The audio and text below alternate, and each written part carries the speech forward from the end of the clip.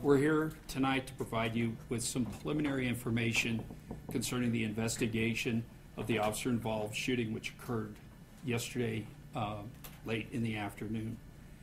Deputy Chief Eric Garcia will be providing the briefing. His bureau is the bureau that is responsible for conducting the criminal investigation. Chief? Good evening. The information we are providing today is preliminary, as this incident took place approximately 24 hours ago. This investigation is still in its preliminary stages. The detectives are still conducting interviews and forensic analysis is ongoing. We plan to have video and audio evidence available on Tuesday approximately midday. Detectives will be finishing their initial interviews with witnesses and officers on that date. Let me share with you the timeline of yesterday's events. At approximately 12:30 in the afternoon on Saturday, 911 received a domestic violence call on Coyote Canyon Place Northwest from a woman advising that her husband was yelling at her and threatening her and her children with a gun. Patrol officers arrived along with 2 sergeants, including one sergeant who was a CIT certified sergeant. They met with the wife and 2 children who had fled to a nearby park. One of the children showed officers a cell phone video of their father yelling and what appeared to be the father chambering a round in a handgun.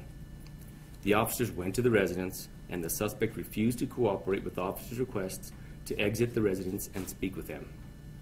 Because of the armed nature of the subject, the fact that he was barricaded and refused to exit the house, and that neighbors could be in danger, APD SWAT was called to respond.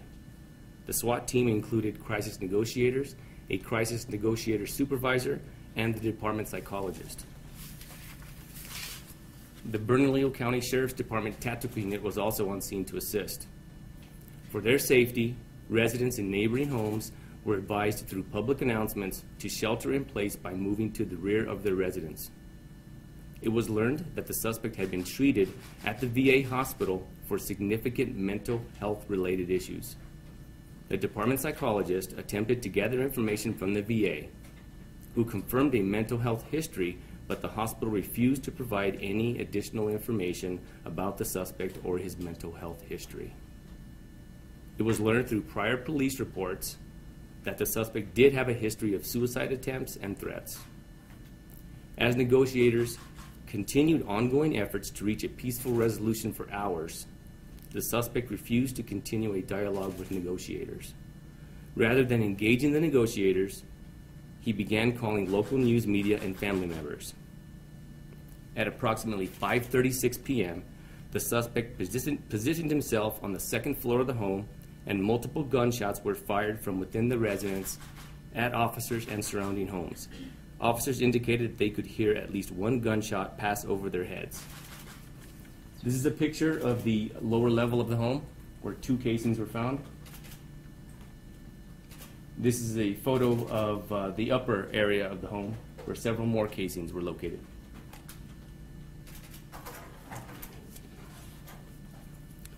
Officers deployed tear gas into the second story of the home in an attempt to move the suspect from the second story and prevent further shooting by the suspect.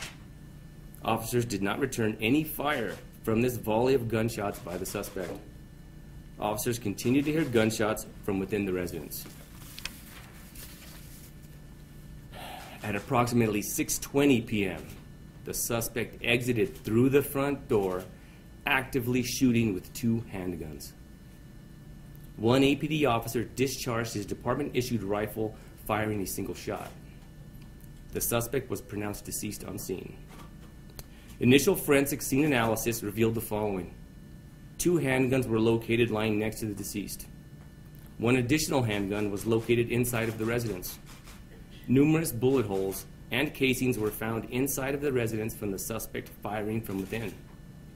At least 1 gunshot entered a neighbor's home and entered their daughter's bedroom. The officer involved in this shooting has been a 12-year veteran of the APD. This is his first officer-involved shooting, and currently he's on standard administrative leave per department policy. These are photos of the handguns that were on scene.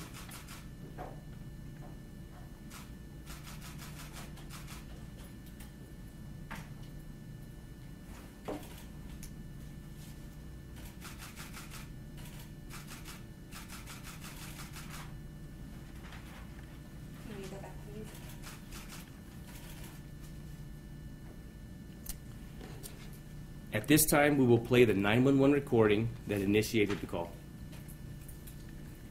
KRQE 911 operator 5144, where's your emergency? Okay, my husband, he got the gun and he's scaring us. I'm sorry, he did what? He pulled a gun on us. Okay, where are you? 10520 Coyote Canyon Place. 10520? Yes. Coyote Canyon? Uh-huh. How long ago did this happen? Just now, and we are scared. Are you inside the house, outside the house? No, they told us to get the fuck out of the house and oh, God, I'm scared. Okay, what kind of weapon is it? I have no idea what. I don't know anything about gun. The only gun I know is the block gun. We have a silver gun. I don't know if it's real or what. Yes. It's a silver one, you said? Yes. Okay. And then he keeps doing the trigger. And you're outside or inside? We're outside now, me and my kids. How old are they?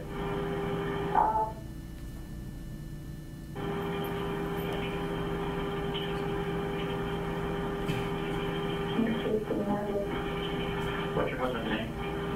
Armand Martin. How old is he? He's a 50.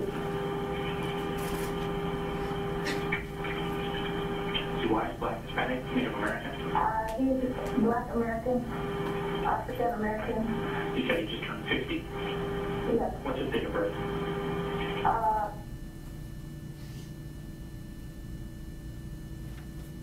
Yes, How sir. tall is he?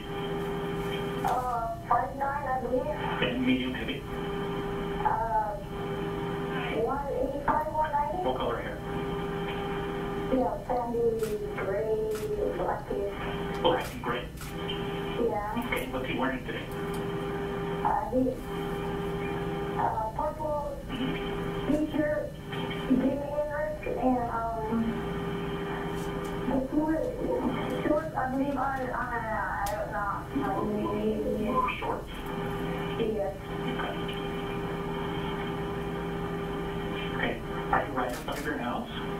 Yes. Is there any way you can kind of walk away a little bit? I can drive to the park. Where's the park? It's right around the corner from. What kind of vehicle are you in? I'm in a blue Mazda. Okay. I didn't even know he has a gun. I don't know if it's a real gun or. I understand. You're in a blue Mazda? Yeah, I'm in a blue Mazda. And the park over there is near Red Ridge, is that right? Yeah, that's hard. Hello? Hello? Hello? Ma'am?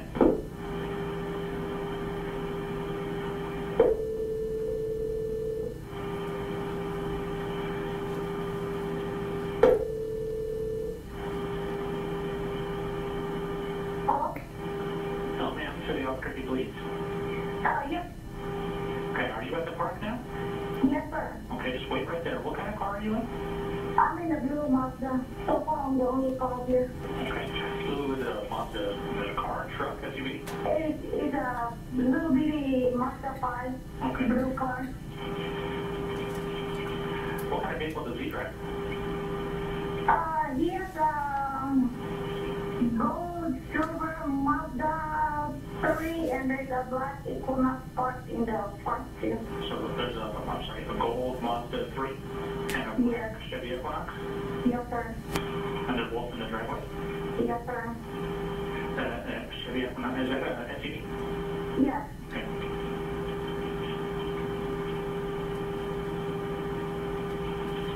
Is there any other weapons or anything in the house?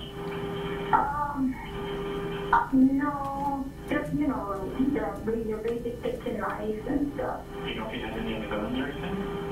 I didn't own a gun, because he already had domestic violence on him like so many years ago. So I didn't even know you can own a gun. Gotcha. And what is your name?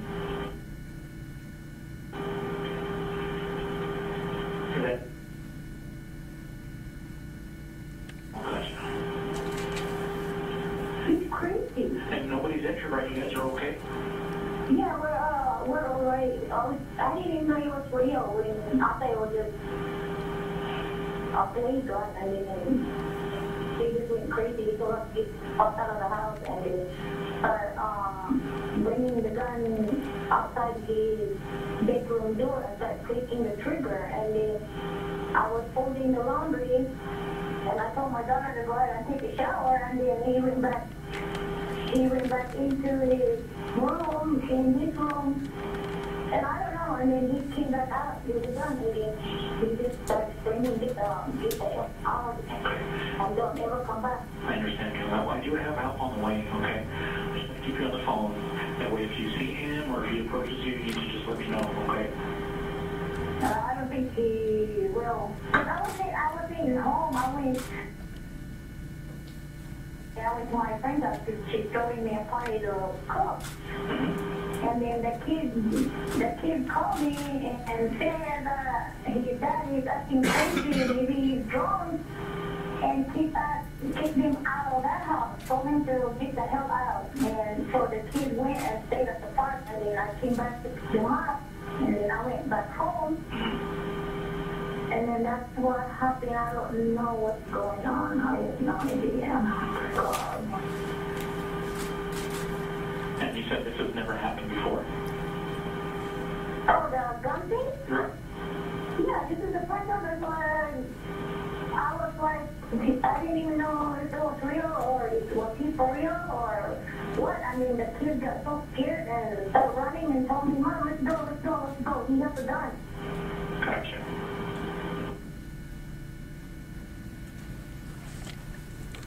I'll take any questions at this time. What's the name of the officer that fired the shot? The name of the officer isn't being released yet until he has been interviewed.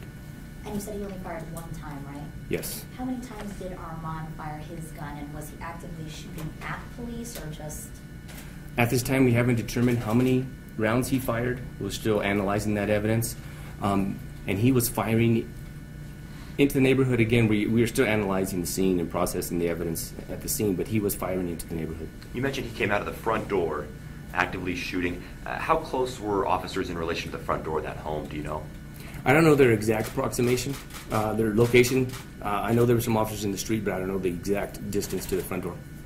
Where on his body was Armand Martin hit?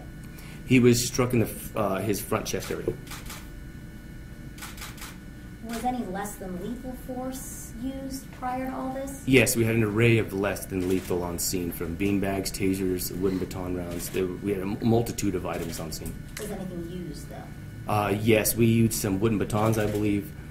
We also used some gas, like I stated earlier, as well. We went out to the home today. You can see some holes in a lot of the windows. Is that from tear gas being thrown into the home? I believe those were either from tear gas or the wooden batons themselves. What had he been saying to, I know you said for the most part he wasn't really talking with negotiators, but was there any sort of conversation between him and them? There wasn't a whole lot of dialogue. From what I understand, he was basically playing the stereo or TV really loud and putting the phone to the electronic device. He wasn't even talking to our negotiators. Did he ever make any threats to the neighborhood or himself or police? I don't have that information at this time. We talked to one woman who said she thought you guys really did all you could do. Looking back at this, do you think you executed everything to code to the best of your ability? I think we did a lot of good things here. We tried to slow down the action. We brought in, of course, the CIT trained supervisor was on scene initially. We also brought in the crisis negotiator. We got the crisis negotiator supervisor and the department psychologist. We went as far as calling the VA hospital to get additional information. We utilized the RTCC, a real-time crime center, to get additional information, and looked at past police reports as well. Did you expect him to come out of the front door? Did he say, hey, I'm coming out, or did he just come out all of a sudden with the two guns? I don't have that information at this time, but I believe it was spontaneous. They weren't anticipating it.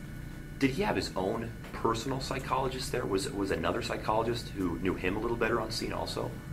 As far as I know, we had our department psychologist was on scene.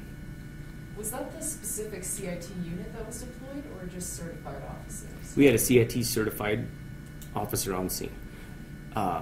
When we called up the tactical unit, then the crisis negotiator came out. Okay, and that's that specific unit? Yes. And then was the officer who fired a member of the SWAT team? Yes. In the DOJ report, there was a whole section about SWAT, kind of criticizing, saying that they tend to escalate situations or don't effectively communicate. Was that a concern at all today? I mean, yesterday? Well, I believe they utilized different techniques. For one, they attempted for hours to communicate with this subject. And we got to understand, this is a subject who is actively firing a firearm into the neighborhood and inside his residence. He's a danger to the community. But we slowed it down. We brought out some tactical vehicles so the officers can use as cover. And that's why when the initial shots were fired, no return shots were fired back at him. They used the vehicles as cover. And again, like I said, we also called out our experts in crisis negotiations to assist as well. I saw one marker that read up to 12 inside the home. Any idea on how many shots he fired inside the home or at officers when he was inside the home? I don't have the total number, but as you can see, there were quite a few. And you mentioned at least one bullet may have struck another home. Is that correct? I believe there was at least one bullet that struck another home. Yes. And you will have lapel video available to us Tuesday? Yes, as I stated earlier, we anticipate having the PEL video available on sometime midday or after midday on Tuesday. And he died of a gunshot wound, correct? I don't know the exact cause of death. I do know he did suffer a gunshot wound to his chest. Is it possible at all that he committed suicide or something? In all reality, I really can't comment on what his actions were. I don't know what his intentions were that day. Do you think he was under the influence of something? That I don't know, and his toxicology report hasn't come back from the OMI yet. Are there any pictures that I can go back to for you guys that you need again? Maybe just the first one inside the home. Okay, this is the downstairs. Yeah. Thank you.